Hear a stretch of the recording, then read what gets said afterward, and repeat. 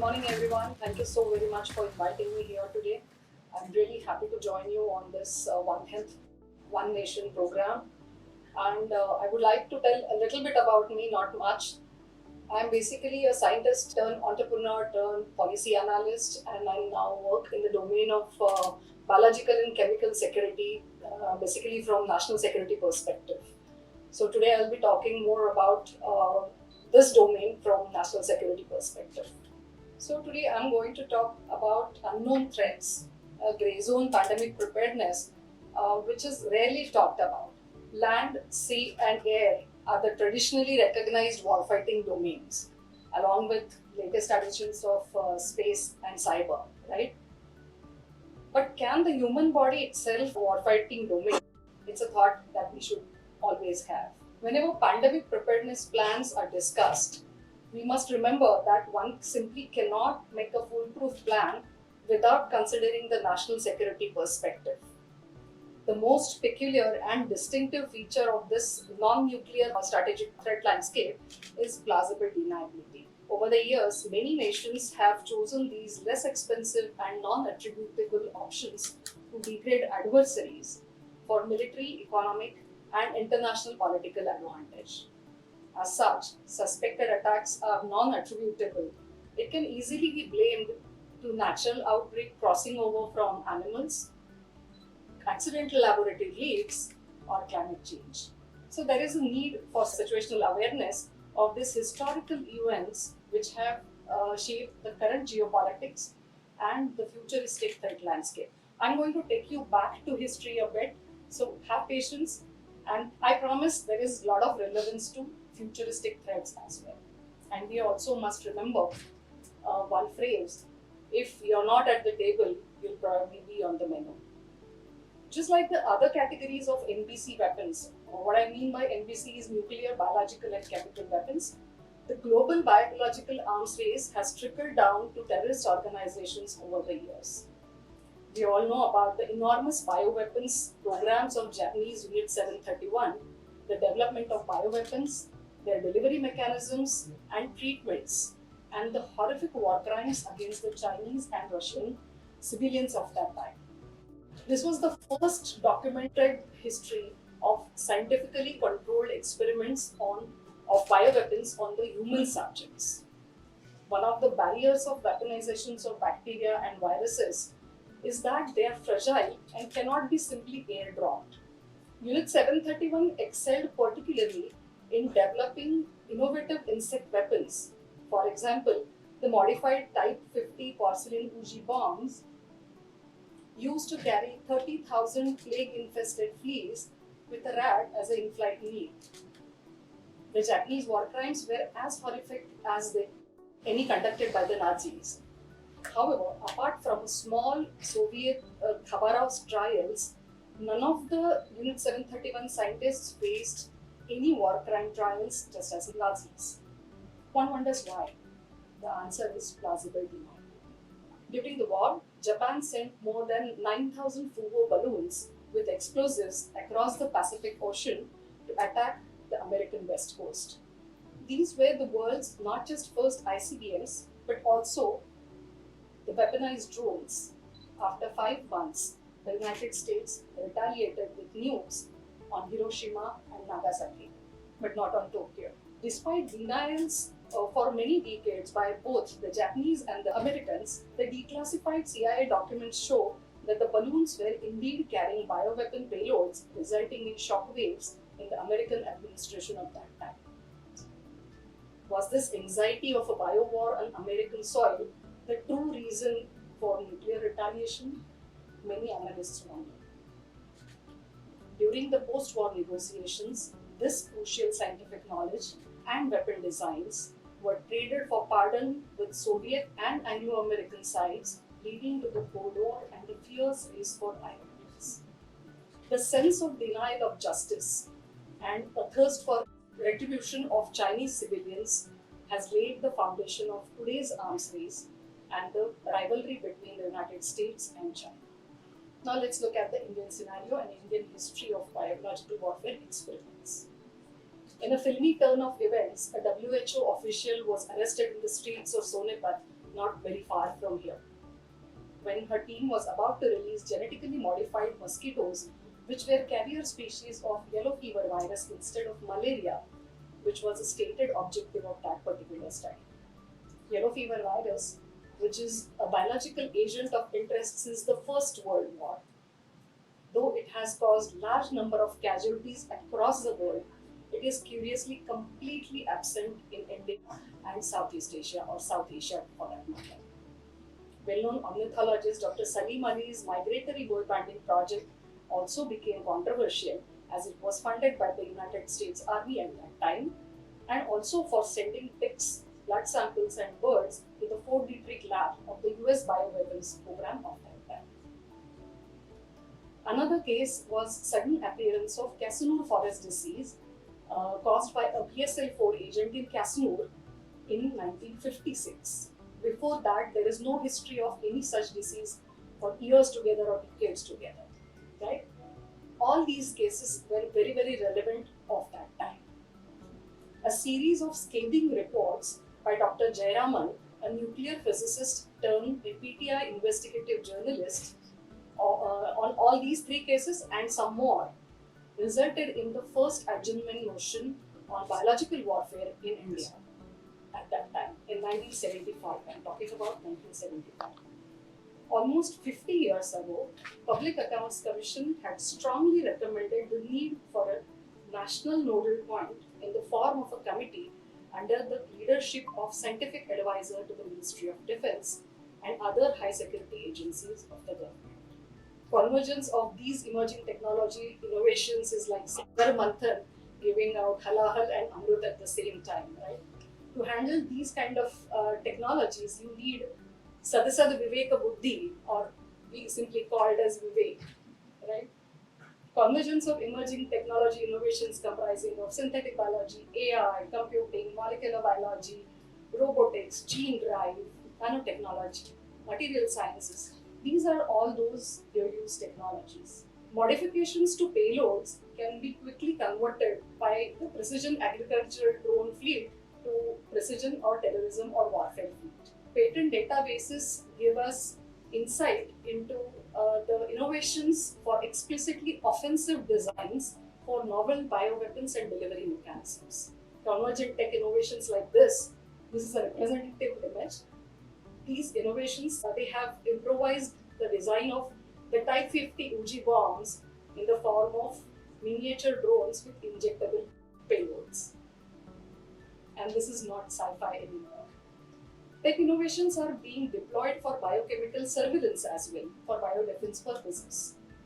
The commander would have a choice to send expendable drones in suspected threat environments instead of risking human resources. Indian biochemical diagnostic devices industries have all the intellectual capital to develop such surveillance fleet for the armed forces.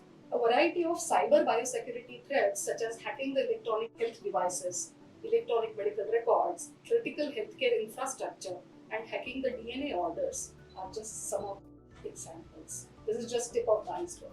This is a photograph of Vice President Dick Cheney. He had a pacemaker and there was a threat to his life by changing the parameters of his pacemaker. It could have been externally remotely hacked. And one hacker called Bandi, he had demonstrated at that time that at given point of time, a conference full of modified hearts or pacemakers could be hacked at one point of time by changing one code and giving 830 volt shock to all the hearts at one time.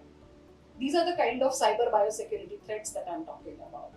So when we talk about cyber biosecurity, it itself is a presentation in itself, so there are just so many things that could be done. Apart from the devices, you can talk about, Pritish of course mentioned the medical health records. Similarly, the medical emergency equipments in an ICU can be targeted and hacked. These are the kind of threats that the industry needs to look at. And apart from incorporating the safety features in devices, we can look at the cyber biosecurity threat prevention as well.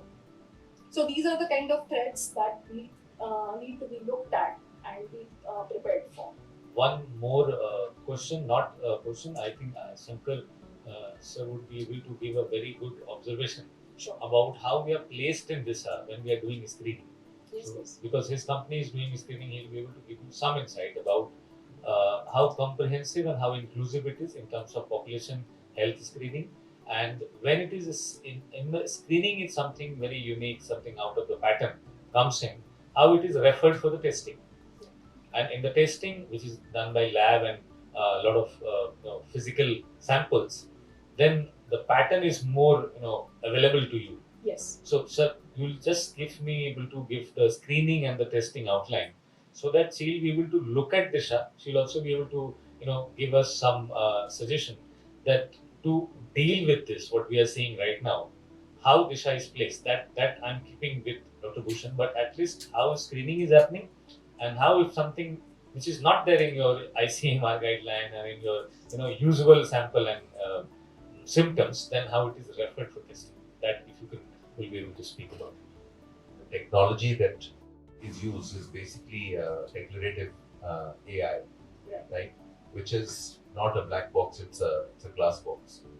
And the way we've done this is we basically translate guidelines, existing ICMR guidelines, national guidelines, into computer interpretable guidelines. Yeah. And on top of that, they are always kept current, right? Because guidelines change, protocols change, etc. The second piece on top of that is that subject matter experts or SMEs basically are already scrutinizing the translation of the guidelines, etc., to make sure that they are current and they are practical, because a lot of guidelines are theoretical in nature. Right? They can't be, basically executed so much on the ground from the. And there are multiple guidelines.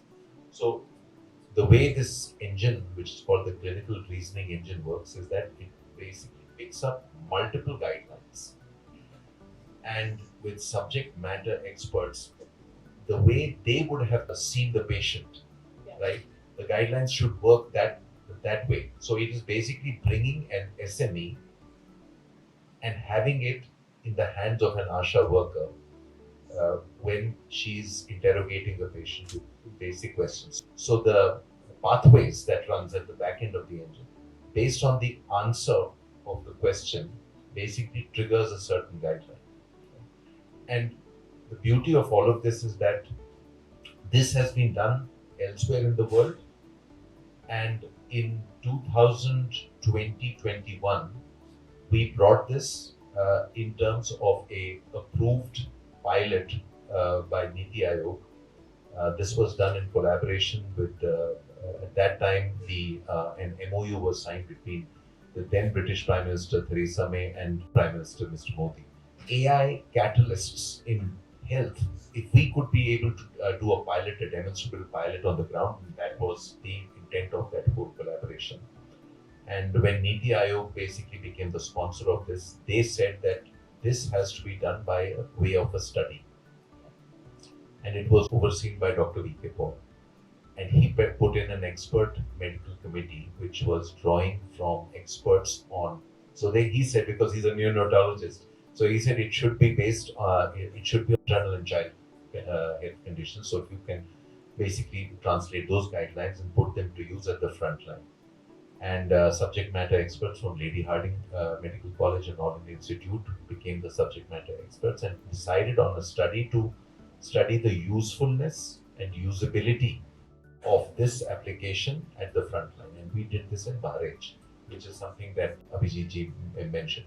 So the beauty of this is that, multiple guidelines and multiple pathways can come into one particular pathway. And in the hands of an Asha, it is basically an application which basically prompts questions that can be, basically with a touch of a button, basically got into those particular answers. And with that, what we were able to identify was high-risk patients. Patient at risk, patient who still don't have the disease or have the disease, both can be flagged. Right? And, as a result of the flagging, a medical report gets generated, and that medical report can then basically, if we have that technology, then it can get integrated into longitudinal health, or if the patient with that medical report, which the Asha basically says, yes, this patient is at a high risk of prenatal or gestational diabetes, and the patient can be taken to a PHC with a medical officer who basically looks at the report and then prescribes the right test. The test will give you the real, kind of metric of, the extent of blood sugar, etc. Therefore, this person is brought in. So not only does it flag patients who are already suffering, but it also helps flag patients at risk, so that a preventive treatment can also basically be provided to that particular patient. So that's I just thought that I'll just provide you kind of a summary of what digital screening means, and based on digital screening, what long-term patient management or disease management can also come out of this particular thing. So I don't know how we could now combine and connect with what you have defined as the threats. Thanks for bringing out the Asha worker to international guidelines, entire domain as such. And that is one of the reasons why I bring in this perspective of national security, because at least in India, we rarely talk about public health and national security in one line, right? And when we talk about international guidelines or international reference points, I will be sharing another guideline of WHO where it explicitly talks about civil military cooperation required for pandemic preparedness. Right? So these are the kind of international guidelines that we need to be looking at and working on those lines, because this is not something new. It may be new to us, but this is not something new. That is one of the reasons why I shared the entire history. I took you back almost 100 years. Right? Because why it is important is we need to understand the entire context of this threat landscape, where exactly we are coming from, and why we should be prepared for national security for this particular threat landscape. When we look at it from public health perspective, it's very obvious out right there. Right? So that is one of the reasons I'm bringing out the entire landscape in front of you, so that all of us can look at this landscape from different perspectives and look at the possibilities or requirements. Do we really need to change certain guidelines? Do we need newer guidelines? Do we need certain policy changes? These are the kind of thoughts, these are the kind of discussions that we need to have. I'm reasonably sure that yesterday the discussion which we had with the DRDO, it was to an extent explained to them that why DRDO is part of the conversation. However, there is an health services management DG that is part of the defense, is also looking at the health services. But the work which DRDO could manage to do in the pandemic response time, not only giving PPE kit of a couple of innovations that they did related to UV rays and etc., but also a kind of preparedness which is needed at the time of now to do deployment, is what they understood. However, another wing which is being now recommended by them, I think it will keep on going. What you're saying is guideline need to be to a certain extent revamped, and also this kind of complexities cannot be translated on the ground level. Ground level things need to be very, very simple. Asha worker would not be able to understand all this. She will be able to understand whether these symptoms which are there into our ICMR guideline are meeting our primary common patterns or not. If under those patterns there is a significant red flag, then she will be able to flag it for the testing. But something very unique or very out of the box coming into an ASA worker screening, she will only be able to report. The framework is still required to identify, address it, and escalate it to the top on a lightning speed. And I think that is the prime objective of giving India a preparedness outlook post-pandemic. You very well outlined that how this, entire. If somebody can run the, presentation once again, we'll be able to see that these are the situational awareness that we need to know from the unknown threats. Otherwise, the kind of testing capability we are developing right now in the DIISHA, it could have been possible to early detect the threat, right? If it was already in the place. So if it is not there, how soon, how quick we can, one, deploy the entire longitudinal framework, and second, we can train the frontline worker to look at these possibilities where they can see. Ideally speaking, we should have a real-time reporting, and we should not give the responsibility to Asha worker to decide whether it is significant or not.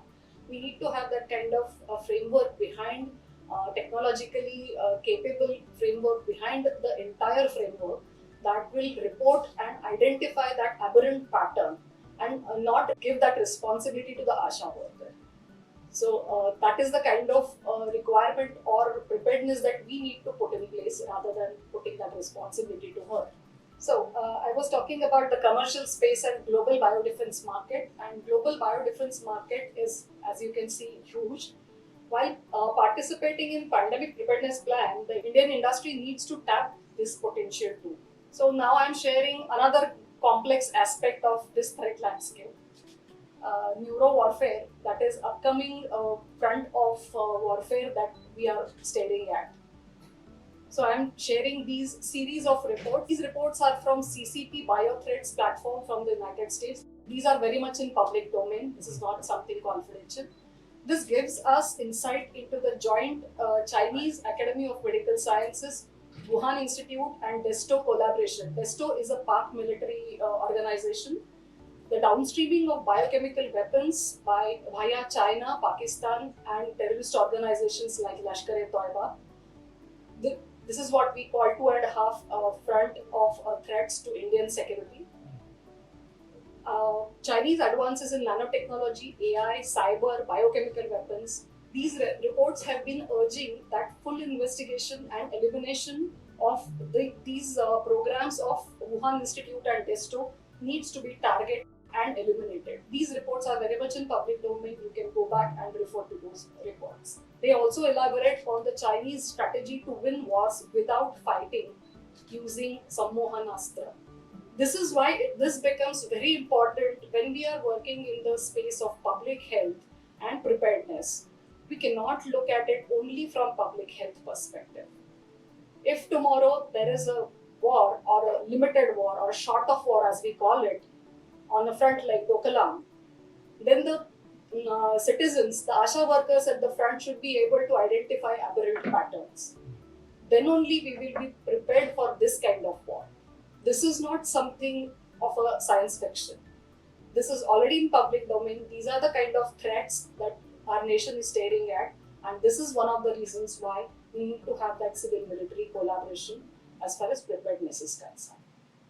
And the crescendo of this Cold War 2.0 between the United States and China is going up in the air like Fugo balloons. So where exactly we stand today? This is Global Health Security Index prepared by the Johns Hopkins University and Nuclear Threat Initiative. The report is based on a questionnaire of 140 questions organized across 6 categories, 34 indicators and 85 sub-indicators. Though we may not agree with the rankings and their methodology, especially considering their predictions during COVID-19 pandemic, it is a good tool to use as a reference for us. It's exhaustive analysis on a variety of indicators. When we talk about preparedness for these kind of threats, there are 3 pillars of comprehensive preparedness, with one is legislation, enforcement and surveillance. There is a need for a central agency for cross-fertilization of domain knowledge between all the stakeholders. As you rightly pointed out, this is very complex threat landscape and just so many stakeholders. So we need that cross-fertilization within the stakeholder community. And as it was recommended by PAC half a century ago, we need a comprehensive preparedness plan, which you have already mentioned that we have already done some foundational work of that. So as I mentioned, these are international guidelines for recommending pandemic preparedness by increased civil-military cooperation. Simulation and VR are the known adaptable tools and scalable tools which can be used for not just pandemic preparedness, but even for policy formulation using multiple stakeholders. The same convergent emerging technology can be deployed for preparedness also, which is actually disrupting this threat landscape. So when we talk about surveillance, an effective pandemic preparedness plan needs joint preparedness effort by utilizing the tech advantage, as I mentioned earlier, between the industry, academia and the government platforms. As it was evident during the pandemic, the intellectual capital of Bharat can stand up to any challenge shoulder to shoulder with the other government stakeholders. So DIISHA is a model program for pandemic preparedness can be built around this similar model. That is a foundational program that we have already seen it's working fantastically. It was very encouraging response because, as I mentioned earlier, the industry has the capability, intellectual capital. What is needed is bringing together all the stakeholders and creating that, you can say, list of requirements which industry can answer. And this is a platform which has already shown how it can be done, right? So this platform is actually so to say base model on which a further program A for lot of technology, device, pandemic services. preparedness plan can be built, and it was received very fantastically Great. and Anything appreciated.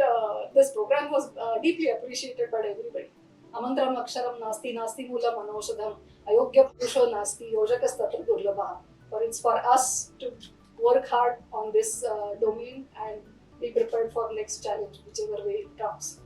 Thank you so very much. Wonderful. This is a book that Amazing. will be launched shortly. I've written this book because of the intrigue of geopolitics and biological warfare history. Please do read once it is launched. Thank you.